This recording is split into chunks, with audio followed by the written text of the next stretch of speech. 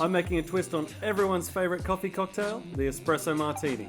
But this is a Monin Salted Caramel Espresso Martini. Into an Uber Bartools cocktail shaker, I'm adding 20 ml Monin Salted Caramel,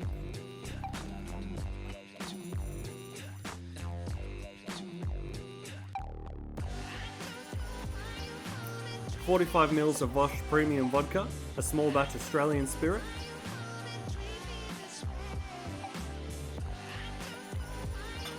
and 30 ml of good espresso, which you can easily get in a bottle if you don't have access to an espresso machine.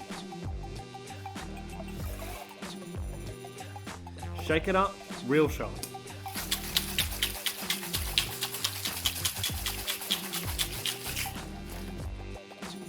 Fine strain into a coupe glass